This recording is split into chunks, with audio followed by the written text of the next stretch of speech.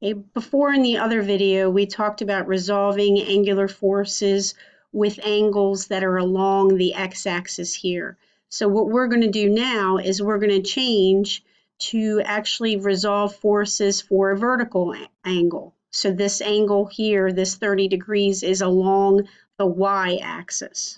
Okay, it's very similar to what we did before. We're using letter R as our hypotenuse. We're trying to resolve this particular variable, this particular vector here, and we're going to resolve this with Rx and Ry. Now you can see that's pointing up and to the right, so that's why my two vectors, my Ry is pointing up and my Rx is pointing to the right. So very similar to what I did before. I'm going to start off by typing in Rx equals, and then I'm going to say Ry equals. Okay, in this case, I'm going to go ahead. My first term is going to be my hypotenuse because my value, my Rx and my Ry, are going to be a percentage of the length of my hypotenuse. So I'm going to say R is my first term and R is my first term. Now in this case, I'm going to go ahead and use my trigonometric functions again. Now if I look at Rx, okay, this value I'm looking for is opposite the angle in this case. Before, when we dealt with the other ones, it was adjacent. But in this case, this angle we want to use, this angle that we're given is 30 degrees. It is opposite. So we have to use sine of 30. Okay, which means when we go to the y, we can see that this 30 degrees is adjacent to the y. So in this case, since it's adjacent, we're going to use cosine of 30. Okay, now we'll go back up and we'll go ahead and solve for our values. If I go ahead and type in, and remember my calculator needs to be in degrees, not in radians, because my angle is specified in degrees here. Make sure you don't make that mistake. If I type in sine of 30, I get a value of 0.5. So I type in 0.5 R. Whoops, I forgot my equal sign here. Okay, and then I'll put my equal sign here in this case.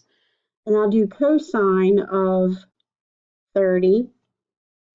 And I get a value of 0.866. So I'm going to go ahead and keep that to 3 decimal places and then say R. Okay. So there I've gone ahead and I've resolved my forces for this vertical triangle. When I say vertical, it basically means that this angle is adjacent to the y-axis. Okay. Now what happens if I need to resolve a force in a vertical triangle and I'm not given the angle, I'm given dimensions? That's what I have on the next slide here. So in this case, we've got this vector S that's going up at an angle. And I want to find Sx and Sy, but instead of the angles given, I actually have the length of the sides. So before I can find Sx and Sy, I need to find the length of this side of the triangle. Okay, so I'm going to have to use the Pythagorean theorem. A squared plus b squared equals c squared. Okay, now PowerPoint automatically capitalizes that, and I don't like that. So there we go for that. So we're going to use that particular formula to help us figure out what this S is. So what I'm going to do is I'm going to take, let's see, my first side, we're going to say that that's 5 squared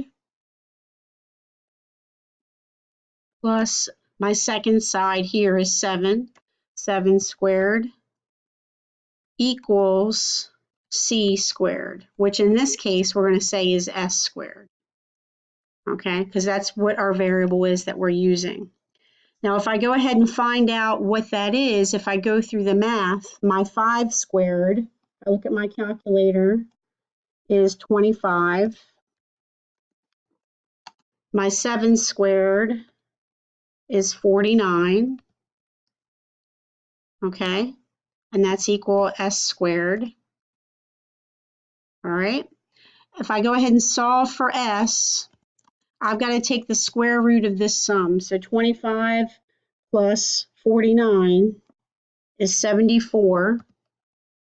I'm going to take the square root of that, or the half power, okay? And when I take the square root of that, I get a value of 8.60. I'm going to just keep it to 2 decimal places there.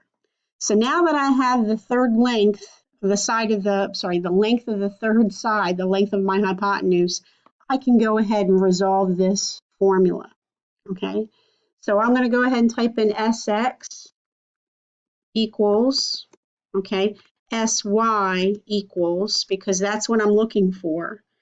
And I'm going to go ahead and make sure I put S in there as my first term, okay? And in this case, all I want to do is take a percentage of my value. So I'm going to take the length of this side, 5, and divide that by the length of the hypotenuse, which is 8.60, okay? For this one, for the y, I'm going to take the length of this side and put that in the numerator, 7 divided by, and then put the length of the hypotenuse in the denominator. Now I should go ahead and simplify these to get that finished.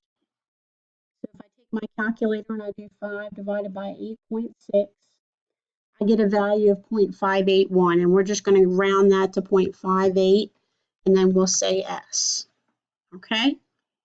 The next one, okay, I'm going to go ahead and do 7 divided by 8.6 on my calculator, and I get a value of 0.8139. So I'm going to round that point to 0.81 S. And there we have my resolved forces here and here. So we're all finished with that.